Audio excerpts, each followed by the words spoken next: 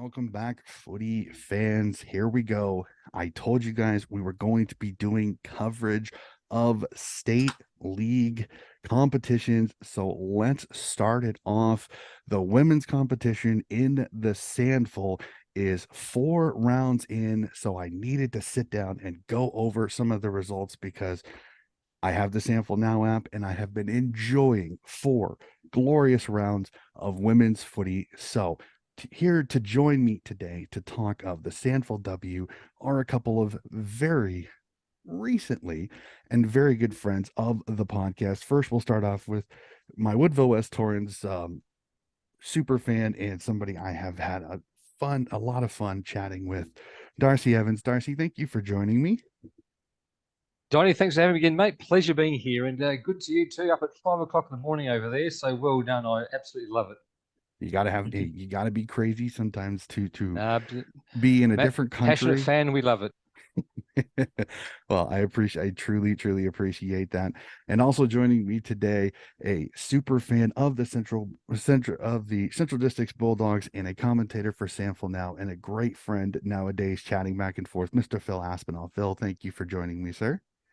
No worries, Donnie. Good to see you, Darcy. And great to be on the podcast again. Just got home from 3 hours at the local hospital with my son in emergency after swallowing something at daycare. So he's home and safe, and good to be on the podcast chatting.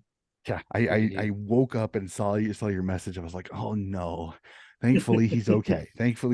So that's Ruben's all good. Best. That's the best. So right now, before we even get into the individuals, before we get into the weeds, really quickly, we have been through 4 rounds, and like I said, it's been marvelous footy for me.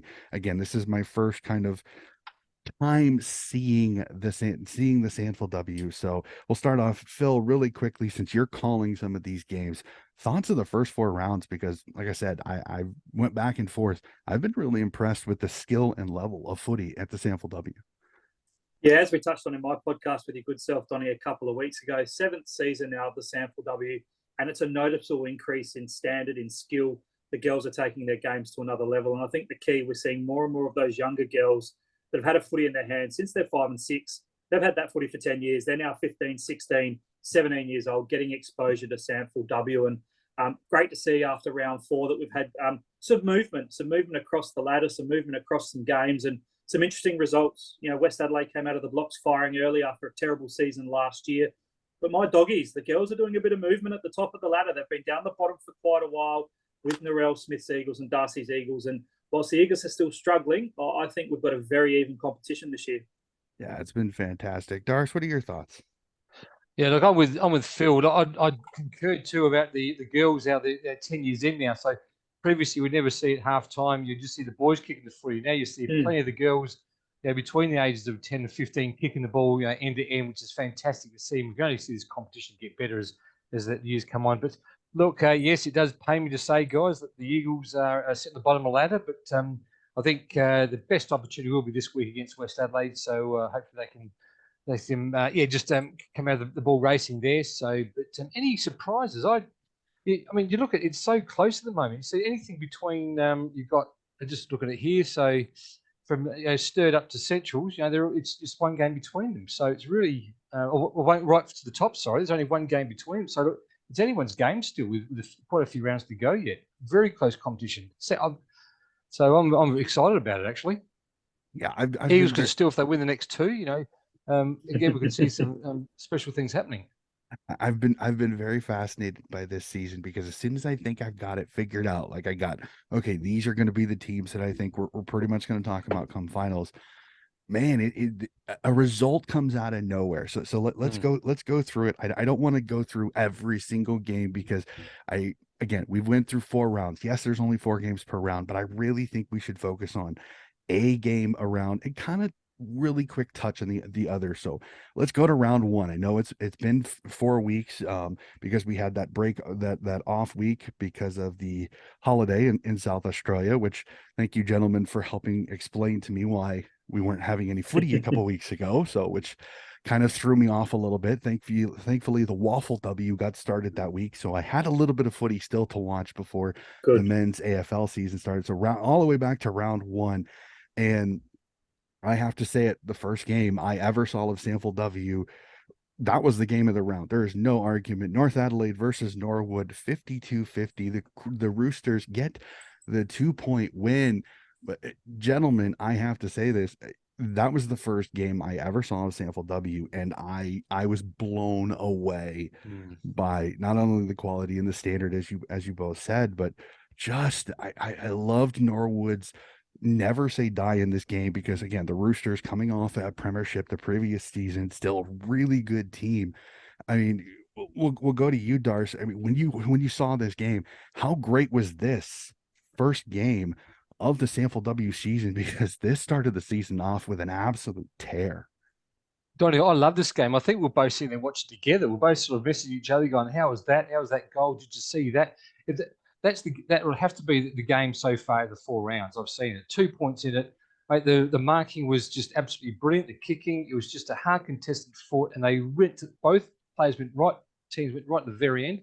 And I tell you, that was a classic game of football where the women's football was heading, Don. And Phil, I think it was just a classic. And the fun thing was us, Don, messaged each other at the same time to say, how good is this football now?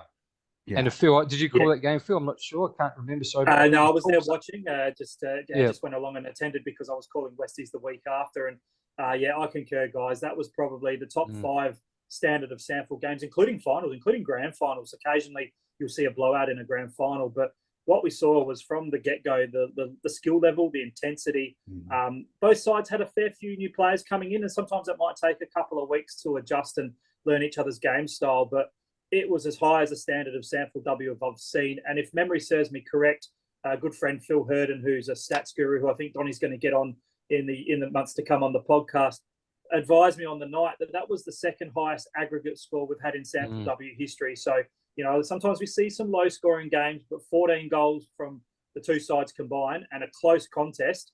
Unfortunately for Ali's Norwood girls, another one of those close ones, Donnie, that they lost by single-figure margins, but a great advertisement and a great way to kick off season 2023. Yeah, completely agree. And then the other results we'll just quickly touch on it. The Westies started off the season 23-9. Lauren Young coming back from the ACL tear looked absolutely fantastic. And Piper Window was another one. I remember talking with my draft guru Peter Williams from Rookie Me Central and going, holy shnikes, this Piper Window and Lauren Young are absolutely, I mean, I wish we had a national draft, because as a Swan supporter, I would love to see them donning my Guernsey, because they are both incredible players in that. And that was the first game of the season.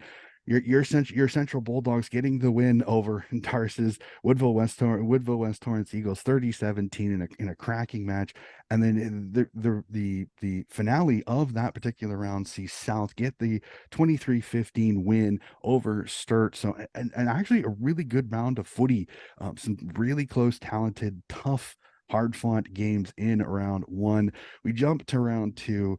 We'll just quickly go back, Donnie. I know we only talk about one game, but just go back to the Westies Tigers game. If you sort of based, what the next 4 games would have been, you think, well, gee, Westies smashing the Tigers. Maybe the Westies are the team this year, but it's just turned right around now. That's the only game they've lost. Now they're on top, and Westies have, they're starting to crack a bit, which we'll probably talk about in a minute. But it just should have not gone on that first game. That's how things can change so quickly in this competition. Well, and it's almost a great transition, because we go to round 2 and I'll jump right to it. There's a couple of cracking games in one, including a result that Phil, I don't want to bring up, Sturt smashing Central's 56-19. If you look at the results over the next 4 weeks, and again, it's kind of afterthought later, this was one of those many that shocked me a little bit. I was not expecting Centrals to get absolutely smashed by Sturt, especially as you see later. Centrals is a tough team that's got some big wins here. Did this surprise you a little bit, to Sturt giving the Duggies a kind of a touch-up? The margin surprised me, the result. I wasn't agree. Absolutely surprised by, because I think, as we touched on, it is a reasonably even competition. But I was down the road at Richmond commentating another game, and Phil Herden was calling the game, and he touched base to me to say the Dogs had a couple of late changes, which didn't help. Madison Lane, their vice captain, one of their better players off half back, she pulled out the morning of the game. So I think that probably attributed to them leaking a bit of a score. But take nothing away from the Double Blues. When you've got girls like Georgia Bev and Abby Richter in your lineup, the captain of the Double Blues, she kicked a couple of goals, and Sturt just played footy better on the day, and you've got to give them credit for that. The Doggies tried their hardest, probably had their opportunities, didn't make the most of them, but the better team won on the day. Yeah, definitely. And then West East getting the win over the defending premiers 43-32, and West East starting off the season 2-0. And I got to say this, Darce. I mean, the Woodville West Torrance gave Glenelg everything they wanted, just fell a little bit short by 8, 36-28. Your thoughts on this? Because, I mean, I was looking at this going, Woodville West Torrance is just going to give you everything they have. They're going to be headaches. They're in games. It was fun to watch. Donnie and Phil, they gave everything. 28 points is, and versus that very high scoring game there, like 5-6 to 4-4. We thought, gee whiz, we're that close to beating the Tigers that day. I think we were actually up going into the last quarter. So just, Glenelg kicked that 1-goal 3. I think I just can't remember from memory, but they just got it on top of us. You think, now you're probably thinking, gee, now the Tigers are on top. Sorry, if the Eagles just won that game, it could have just given that little bit of confidence to say that we are ready this competition. But just losing that game may have just pulled something back. But now, look, well done to the Tigers. But the Eagles, certainly that 28 points just gave them that we do have something in this brand. It is a new team too, Donnie, when you look at it. There's probably 7 or 8 new players with that team. The coach in the second year as a coach. Mm-hmm. Yep. And then the last game of the round, it begins the little bit of a trend for Norwood as they fall by only 5 points to South at the time, who was absolutely red hot. Again, round 2, so many intriguing matchups and results that I was going, interesting. I mean, we were 2 rounds in, and you could already see that there's a lot there very much is parity in the SANFLW. So we jump to round 3, and Phil, I remember watching this game, and I felt absolutely gutted at the end of this for Norwood because they played so well, and for the 3rd straight round they get beat by under a goal. You had the pleasure of calling this game, a great game of footy that ends guttingly for the Norwood Redlegs, but as you said, a little fist bump underneath the table as a Centrals man yourself. Yeah, look, it was an exciting game. It was a high-quality game of footy, Donnie, and seesawing, a bit of an arm wrestle across the course of the game. Neither side really got out to any major advantage. And, from memory, the Doggies were held scoreless in the 3rd term, and Norwood managed to kick a couple of goals. But conversely, that final term, when they had their opportunities, couldn't manage to get a score on the board, kicking just the one behind, and the Doggies did manage to kick a couple of goals. Jasmine Evans, a youngster, just 17 years of age, I think 15 years of a hockey background, reasonably new to footy, but just really good leg speed, clean at ground level, picked up the ball at the top of the square and dribble snapped one through. And unfortunately for Ali's girls in her 50th, weren't able to get the job done, but a great win from the Doggies and made them off to the best start they've had in their SANFLW competition. First time in history that they've gone 2-1. So that was the real starting point for them to continue on their good form. Yeah, it definitely. And Centrals, I think they're going to be right there when the whips are cracking late in this season. But it's just, I remember messaging both Narrow's Coach Smith of the Woodville West Torrance Eagles and Ali and being like, I feel like a jinx because the first 3 games of SANFLW that I watch of both of them after communicating with them, I was like, they lost all 3 and Norwood to lose in such tragic fashion in 3 of them. I felt absolutely horrible. And she, I bless her, she told me it wasn't it was just, hey, they got learnings from it and they would progress from it. And then the other cracking game of the round sees South over West 29-27 in an absolutely cracking contest. One of those where the behinds are the reason that the South get the win. Darce, the other 2 games unfortunately got a little out of hand as the Roosters show their might, unfortunately, against the Eagles in that 80-18 matchup. But I mean, Coach Smith and the Eagles, they tried their hearts out. They did everything they could. They just ran into a freight train that day from the Roosters. This was probably the most confusing one too, Don and Phil, that we were so close to Glenelg the week before. To come out and lose by that much, and then we obviously saw that Glenelg had beaten Sturt quite convincingly. And Sturt, they're no pushover either. It was just confusing about what went on this week. Something happened this week that we're not sure about. But I think then the week after we have come back a little bit more of vengeance. But it was just what happened this day. It was just one of those confusing days. And North, I mean, 12 goals, that's just incredible. And look, well done to North. I didn't actually see that game, the only game I haven't seen, but they must have just played so well to kick 12-8 and in a game at North Adelaide. Well done to them, but very confusing. And seeing that, as probably talk about the Tigers in a minute, but seeing them win convincingly over Sturt, just what went on. Mm-hmm. Yeah, I was watching that North and Woodville West Torrens game, Donnie, and I think to Darcy's point, we saw the Roosters come out after half time completely in control. I mean, the Eagles were still in the contest at half time. They're only two goals down. But when you concede 8 goals and only kick 2 behind yourself, says a little bit about the class of North Adelaide. And probably with that newer side that, Narelle's working with and some players coming in and out of the side, a lot of young girls in that Eagles side, you're going to get that inconsistency within the games themselves. Yeah, and I remember watching that, and just that third quarter, it got on rails. It got on rails for North, and you could just tell it kind of really took the wind out of the Woodville West Torrens. I mean, they never gave up. They continued to fight, but you could just tell once North got going, it was really hard to stop them because they do have all that skill and such talent at North. And then we go to it, the final round that has already passed through sees Norwood get the win for Ali Farrell's 50th, 46-15. Again, a great matchup. Again, a tough one for Woodville West Torrens. Again, to see some of the AFLers, the AFLWs drop down, Ebony Elise O'Day hopping on, Hannah Dunn joining Norwood. So I was fascinated to see the AFLW players start to kind of pop up more. We saw Hannah Ewings come up with North Adelaide. So, I mean, was this something that is it a rule that they can't, like, I was going to ask you, Phil, about this. I noticed so many of the AFLW listed players now starting to play for their SANFLW clubs. Yeah, I think it was a little bit to do with the closing off period of the AFLW girls and their list of decisions that the AFLW clubs were making with their list. We've seen in the last few days some girls either be delisted or traded. Sarah Goodwin, former Port listed player today here in Adelaide, announced that she's going to be switching to the Crows. She was great in Glenelg's return. I remember a couple of weeks ago bumping into North Adelaide coach Chrissy Steen and asking her when the AFLW girls would be back. And she said from round 4 onwards.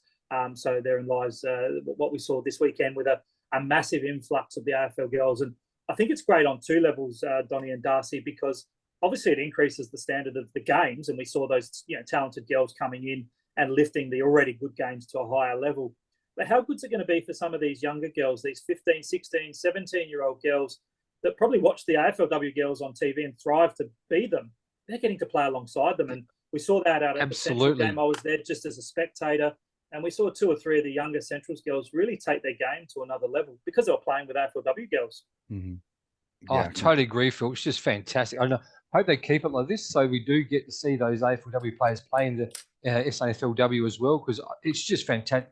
You can't go wrong with doing that. You just cannot with, as I said, for the young girls watching these AFLW players that they've been watching for probably, for a few years now. It's just, I hope they don't change that. I reckon that'd be just so good for the competition. Yeah, the interesting thing will be, guys. Sorry, Donnie. The interesting thing will be how's that going to look come finals time? Because we're round 5 this week. There's only 12 rounds, and I'm not sure. I will confirm the eligibility, but some teams can be probably bolstered by some AFLW girls come finals time. So it'll be fascinating to see 1, what the qualification is, and 2, what girls are going to play in the finals. Because sometimes the AFLW clubs might get a bit sensitive. They are their products, so they might hold them back, but we've still got a fair bit of the season to go before we get there. But yeah, it's a win-win situation having those girls in the top. Totally. Yeah, I agree. I think the one thing that I do understand with AFLW is that you are worried about what if an ACL happens, what if an injury that could cost them half the AFLW season. And I mean that's that's out of the control of the SANFLW teams to have that request. But I mean, I completely agree. I think it's absolutely fantastic for the competition because not only does it get more eyeballs on it, but it just, you get to see the standard, as you said, some of these young girls get to see the standard that you have to be if you want to make it to the top competition in the country. So I absolutely love it. Like I said, I'll understand if the Crows and Port are very much like, hey, be smart with our players. But it'll be fascinating to see. But again, I absolutely loved the addition of many of the AFLW players. I thought they took what was already a really good product and made it that much more. I mean, every single one of the scores this week went up a little bit, and it was very good. So we'll kind of review some of the rest of the rounds again. We had First Nations round this week, so I have to say all the Guernseys were fantastic. Absolutely weren't loved they? them. I've always loved the arts from First Nations. Absolutely fantastic. Centrals get another win over South 55-32. And as they said, as we've kind of mentioned a couple of times, this puts Centrals at the top of the table after 4 rounds.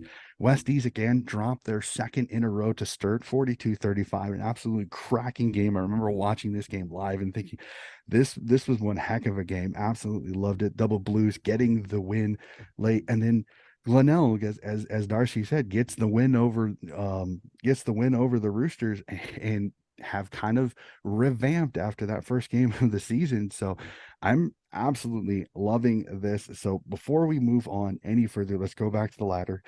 And I already have to do a mea culpa because I forgot. Glenelg is at the top of the table after 4 rounds. We see Glenelg, Centrals, and South all at 3-1. The Roosters and Westies both at 2-2, with Sturt as well. Norwood 1-3, and unfortunately the Woodville West Torrents 0-4. But again, fighting hard.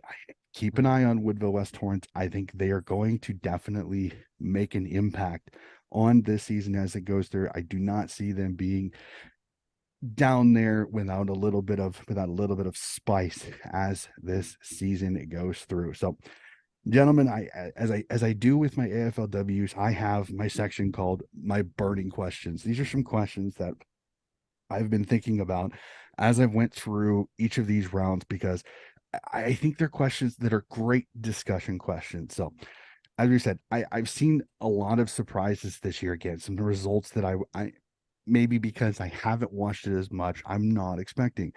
So right now, Darce, we'll start with you. What's been your biggest surprise result of the season? What's the game that went, whoa, was not expecting that? What? No, Glenelg. We're not, because well, to be on the top, that's what I'm trying to say. With a percent of like 48.49%, they lost that first game. It was by quite convincing, and then they just beat the Eagles the week after. So it wasn't convincing, and Eagles, like they are, unfortunately, on the bottom, but it wasn't by much. And I thought, well, Glenelg are probably out. They probably may finish in the 4, maybe just out. But to see them now come out and smash some teams, got the highest percent as well, and actually 3 wins following that, I reckon to Glenelg for me. But well done to them as well.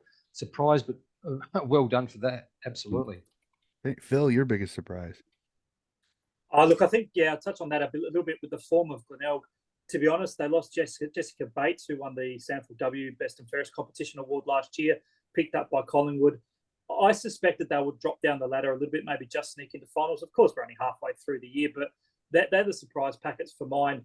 The surprise result, Donnie, I witnessed it from just sitting on the outer. I mentioned to you a couple of weeks ago when we chatted that my favourite position to watch footy in general is up in the grandstand. But I thought I might just sit in the sun on the outer side on the weekend, and I watched the doggies really take apart South Adelaide. They were previously top of the table, undefeated. And I talk about the AFLW girls coming in. Julia Teakle and Olivia Levicki, who's got a connection to Norwood and West Adelaide with her husband, Patrick, a former SANFL men's player.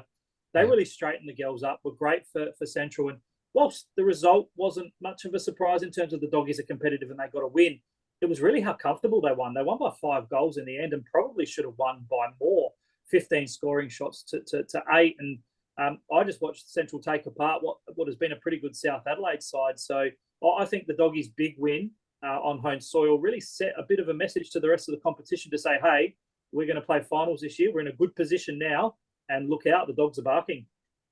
Definitely, and I think it's actually even a great transition for my next question, because as I said, just going through the table, is South Glenelg and Centrals all at the same 3-1 record. So we've got a little bit of a sample size again. Four games isn't the complete season. Again, we're still early, but I'm one of those. Sometimes you got to make that call. You got to make that prediction of maybe. So, of these 3 teams, which one right now would you say would be your flag tip if you had to tip right now? If I twisted your arm and said you have to tip one of these 3 teams to be your flag, the person that's going to hoist the flag at the end of the season. So, Phil, we'll start with you. Are you donning your red, white, and blue hat, or South or Glenelg gonna make you think a little bit? Based on what I've seen over the first 4 weeks, and I suppose coincidentally with ladder position, I think if it was a grand final coming up, it would be the Central and Glenelg grand final. And whilst you've got to be in it to win it, I think Glenelg, what I've liked from them has been the all-round team effort. I mentioned they lost Jess Bates through the midfield. They're not relying on a superstar to get the job done. And take nothing away even more so from their win on the weekend. 2 girls went down. One of them, I think, Partington's sister, Luke Partington's sister, went down with a season-ending knee injury. So they had that win with 2 on the bench from the first quarter. So it says a little bit about their mental fortitude, their toughness. And yeah, look, I think the Tigers right here, right now, are probably the premiership favourites, particularly after such a disappointing showing from South. Definitely. Darce, what do you think? Well, Phil just said it. It could be a Bulldogs Glenelg grand final. And have a look who's playing each other this week. It just happens to be like they go into the. I thought, gee, look at that, guys. It's Glenelg. My tip is Glenelg. I think they've just, after that first loss, they've just come in leaps and bounds. The way they're winning, the amount they're winning by, is just so strong. And when you look at Central, when you look at Central's, their percent's a little bit lower, so they're winning, but not convincingly. But again, cannot wait for this weekend to see what the result's going to be. And I think whoever wins this one, I think that's pretty, not it, but pretty close to at least playing the grand final, pretty close to the favourites. So, but mate, and then also you see who you get third and fourth playing each other. So we've got the top 4 playing each other, and then the bottom are playing each other as well. So it's just one of those rounds that fit perfectly about where everything sits. Yeah, the ladder's going to take a. I know the ladder. It's going to flip. It's going to flip a little bit. You may even see true. a team. You may even see a team. Well, I look at it. The Norwood, and we'll discuss it a little bit later. Is the fact they have 3 losses with under a goal. They're my team outside the 4 that I'm keeping an eye on. But if I'm gonna throw my hat in the ring, I agree with you. I think Glenelg. My only worry is with these injuries, does their depth take a little bit of a hit? It would be the question there. I 100% understand it.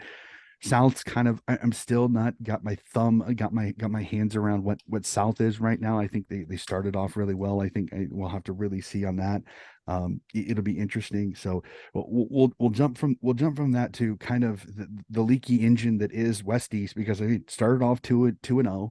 I think a lot of people were like, this is a West East team doing the complete bounce back again. Lauren Young coming back from the ACL, but they've dropped their last 2. I mean, are Westies in trouble? Do we worry that maybe Westies doesn't make the finals after a great start? Darcy, we'll start with you. I had a note written down here because I said Westies, you're right, Donnie, you win the first 2, and they were very good convincing wins, because obviously that 53% they got does show they did win those 2 convincing. Then they've taken 2 hits. So they're playing Norwood this week, which you'd think they'd win that one. Obviously Norwood are struggling a little bit at the moment, so they win that one. That gives a little bit of confidence, and they could step just into the 4 and hopefully stay there. Definitely. Phil, what do you think?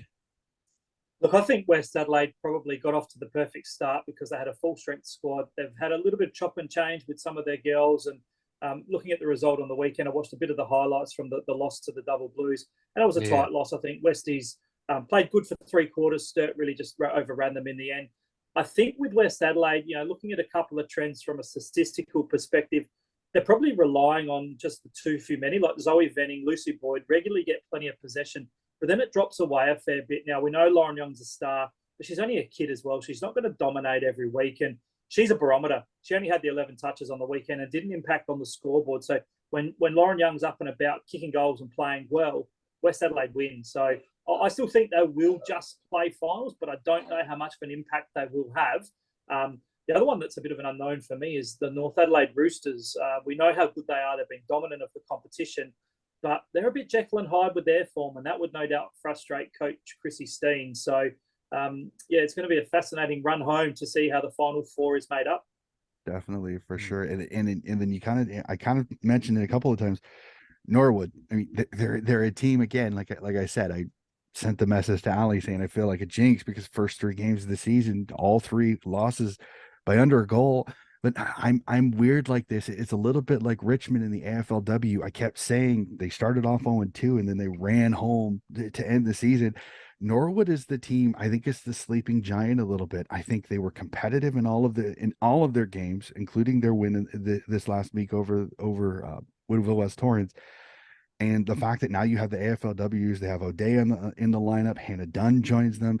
I'm I'm a little bit bullish on Norwood. Again, maybe call it a little bit of recency bias with the fact that my conversation with Ali, but I think Norwood's a team to keep an eye on because I think with the additions that they have, they're playing good footy. Am I off on this a little bit that Norwood could definitely rise up the table if they get a couple of quick wins and get right into that chance to maybe make the finals? Oh, look, Donnie, Yeah, they're it's playing Sturt this week, and obviously who beat West Adelaide last week. So anything could happen if they do beat Sturt. That gives that a little bit of confidence as well. That puts them in 4 points as well. So we're looking at the tightest premiership table ever you can imagine if they do win this week. Phil? And I think, guys, the thing that probably will help Norwood, and I kind of do lean it to a little bit towards what you're saying, Donnie, is those 3 losses total 12 points. So it hasn't impacted their percentage too much. They've got the best percentage currently outside of the top 4, and it's even better than West Adelaide as well. So if they've got to get their momentum happening and win multiple games, and just quickly looking at their draw now, they've got a tough month coming up. So they play the Eagles in round 10, but then they finish with South Adelaide and West Adelaide. So it might be touch and go for the Redlegs, but important that they don't get any blowout losses and that they just keep themselves in check with the top 4. Definitely. Actually, it is extraordinary what you're saying. It was like Norwood have got the percent of 54.1, and that is even beat Centuries, who was second at 51.89, and even South at 46.01. You think, gee whiz, it's just that they're that far out of the 4, and just took one of those games to win. They could have been at 1% even they would have been into the 4 actually. Yep. 2, 5, and 2 are their losses. So 2 points, 5 points, 2 points. So so they're in. They've been in every single game. So I'm fascinated to see how that goes, because if they just flip one of those, how different would the ladder be in the SANFL? So we'll go to it. We'll go to it, gentlemen. Again, 4 rounds down. We've got 8 rounds still to go, and then the final. So there's still a ton of footy still to play. So as you guys have been kind of looking just like I have when it comes to it, some of the upcoming rounds. So as we said, we'll go round 5 this week again. Norwood v Sturt, Westies versus the Woodville West Torrance Eagles. It'd be fascinating to see how Westies does that. A Titan matchup between Central and Glenelg, and South versus the Roosters. Jump to round 6, just a really quick look at that really tasty matchup between North and Centrals there. Westies getting Norwood, and South Adelaide getting Glenelg in round 6. Round 7, really quickly. I love this. The Sturt North matchup, and then Glenelg gets Norwood. South versus Woodville West Torrance, and the Westies versus Centrals.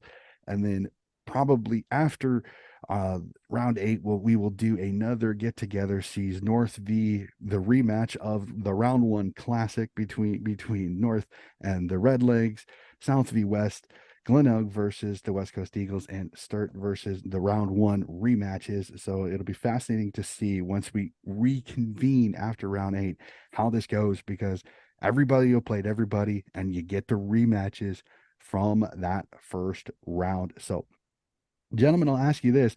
I know it's not easy to do this because we've only got 4 games. So, but I think we should do some tipping for round 5, because I'm interested to see what you guys think what will happen after round 5. So let me pull it up, and I want to hear this. So we'll start off again. Norwood v Sturt to start off the round. Phil, who do you think gets the chocolates in this one? Look, you can only really base it on form, and recent form always comes into play. We talked a few times now about how Norwood getting close. Good sides know how to win tight games, and I think with all due respect to Norwood, I don't think at the moment they're playing as good as football as the Double Blues are. I mean, they've been a little bit up and down, but what I have seen of them, they've been impressive. So I think the Double Blues are probably just going to get the points in that one, but I reckon that'll be a tight encounter.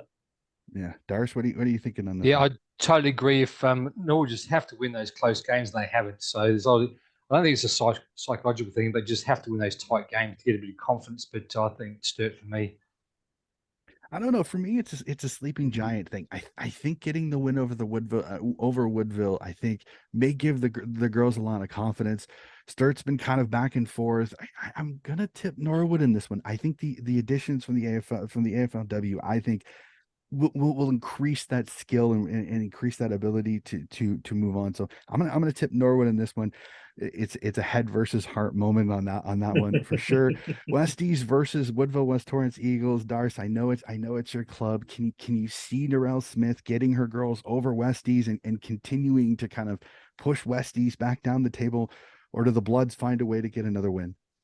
My heart obviously says Wood West Torrens guys, but I think they're not quite there yet for a win. I think about they're 2 or 3 weeks away. I know that's horrible to say. And poor old Coach Smith, she'd probably say something to me when I see her at the club Thursday night. But I think they're just a few games away yet. But Westies by a great, I think Eagles going to show their form this week, but just go down that slightly. Yep. Bill, what do you got on this one?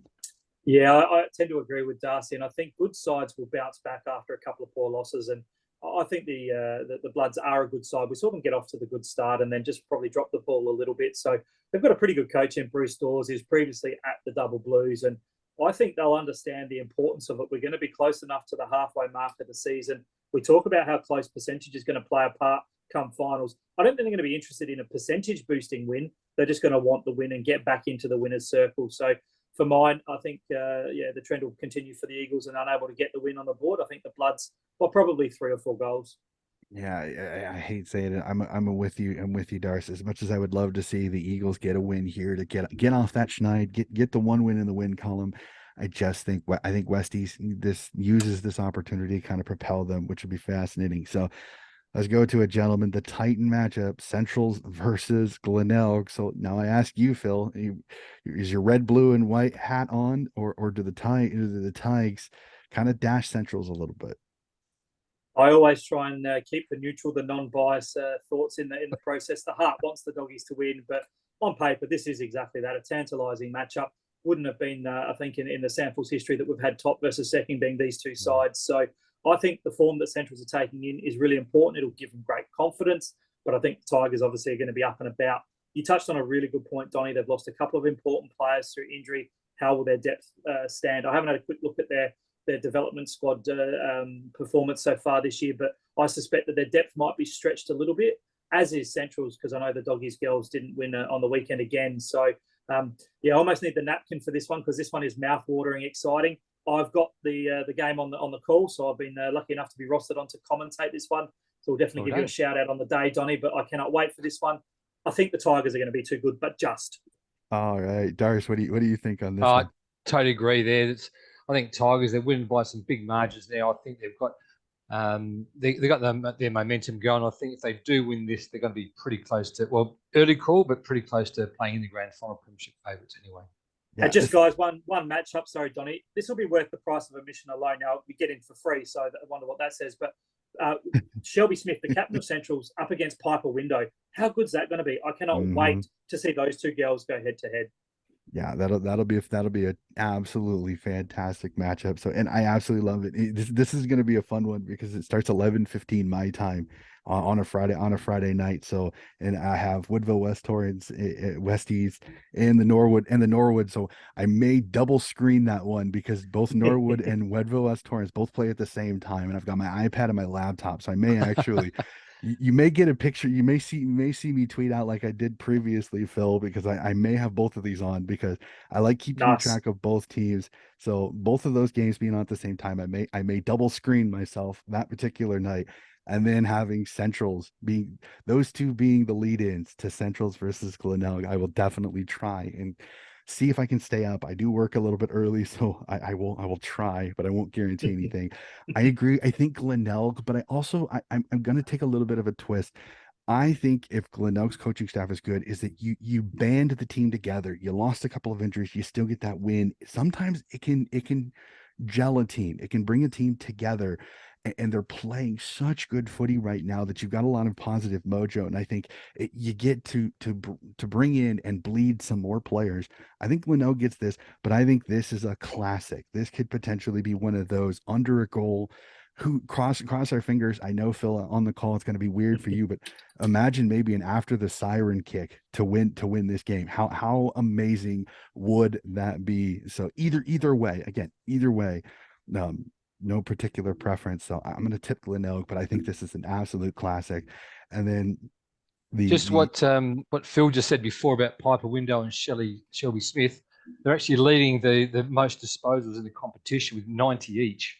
Mhm. That's Yeah. over 20 disposal average each game so far. That's just amazing. And this contest this is going to be brilliant to watch as well, Phil. So they're just two star acts playing together on the same game will be gold to watch. And what's fascinating about these two girls, guys, and I think for you, Donnie, it'd be good to have some historical element to this, is they've both got great family connections to the Central Districts Football Club. Shelby Smith's dad, Greg, Darcy would probably remember him, a really hard, tough midfielder in the 80s and 90s, one of best and fairest at Central. And Shelby plays exactly like her old man. And what's even greater as well is her old man still runs water for the girls. He's involved with the club. He volunteers. Yep.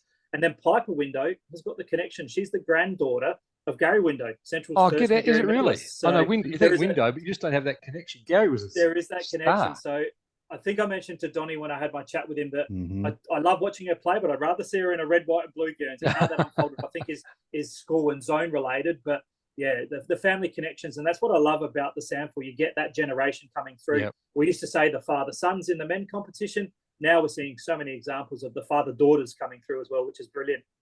Absolutely love it. And I remember they're talking about that on the Glenelg coverage. They were saying that she has that connection to Centrals, but then throwing in that so many of these young girls now they have that family connection with the club and the SANFL, and I absolutely love it.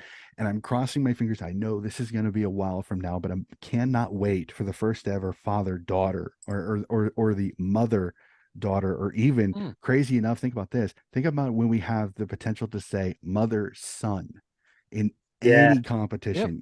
I cannot wait potentially to see that for sure. And then the last game of the round sees South v North in an absolute classic game. I cannot wait for this one. Roosters Panthers. Dars, who do you got in this one? No, look, I'm sticking to South. They've won one more game. Look, their percentage isn't high, so they haven't obviously finished off the teams they've played, but I think they're still the 1-3 in a row. Had a bit of a downer last week, but I think they're ready to come back with vengeance this week over North. Phil? I like to dub this one the Chrissy Steen Cup. Chrissy Steen, a premiership coach at both sides. So she's got a connection there to South Adelaide. She knows the girls well, and she'll know their style. I think North Adelaide have probably just been off the boil a little bit in recent weeks, and Rick Watt's girls at the Panthers are going to be keen to bounce back from their first loss. So if it wasn't for the Central Glenelg game being top of the table and being such an exciting game, this one's probably the runner-up match of the round. And I'll certainly be jumping on the SANFL stream and listening to good friend Chris Kendall and Bevan Jones call this one. So this will be a cracker. Toss of the coin for mine. I might just go to South Adelaide only because it's on their home soil and we'll give them the home ground advantage. Yeah, it'll be fascinating. That one's tough again, because again, both teams have had their little moments of issues. Again, I think I'll agree with Darce. I think South's got a little bit more positive mojo in this one. I think I'll tip the Panthers, but that's again, I think this is a great round of footy this week. Again, with that absolutely massive matchup of Centrals versus Glenelg. We'll jump ahead round 6. Like I said, the Centrals North game. I think that's going to be a fast one. Let's not tip. I don't think we should tip those because little bit we don't know how things are going to change. Again, you have the Woodville West Torrance Sturt game, and then the absolute mouth-watering South versus Glenelg in round 6.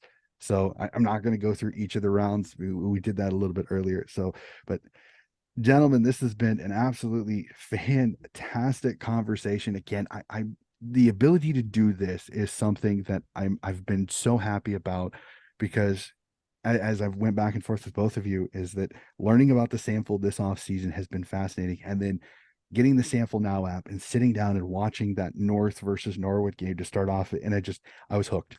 One game in and I was absolutely hooked. So I want to say this to any South Australians listening to this. Thank you for this ability to do this, because this gave me a little bit of footy before the AFL started and before the Waffle W even got started. So this has been a great little thing to do this. So to have this ability to go through the first 4 rounds, to talk round 5, and to be able to sit here and cover the SANFLW has absolutely been fantastic. So I want to thank both of you so much. Darce, again, your connections with Woodville West Torrance have been absolutely fantastic. Like I said, I had the honor of talking with Coach Narelle Smith, who was absolutely fantastic with her time. all the luck to Woodville West Torrens and you. So, Darce, thank you so much. A big thank you too, Coach Donnie. Gee whiz, I mean, you're doing this all the way from America. You're promoting a SAFLW over in America, which is, I think, that's just brilliant as well. And thank you for doing that. Absolutely.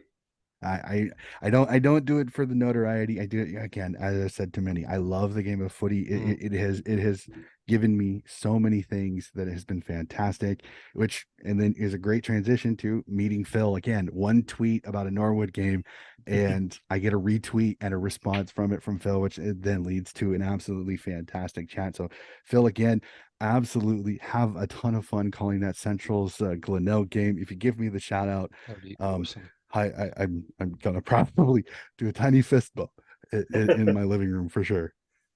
Yeah, look, it's great to always chat about SANFL, and I concur with Darcy. It is great, mate, that you've got your passion that you do for an Australian sport. You know, it's not your native sport. You're doing it from all the way over in the States, dealing with the time zone differences. And kudos to you, mate. I've been heavily following you now on social media, and I love your passion for anything and everything. So keep up the good work for your good self, mate. And I can't wait for our next chat. Truly appreciate it. So we will definitely be back very soon again. We'll probably reconvene after round 8. We'll probably do a month's worth because I think it's a nice little bite size of the SANFLW again. So we'll have 3 shows, and then we will cover the finals and how that goes. Again, keep an eye out. We will start doing some more state league stuff. Waffle W is starting to get going, but that is going to do it for our episode today. Thank you for watching. Again, keep an eye out. SANFL now, keep an eye on these girls because they are playing some absolutely sensational football, and we will be back again very soon with AFL, Waffle, and more state league coverage. Be back very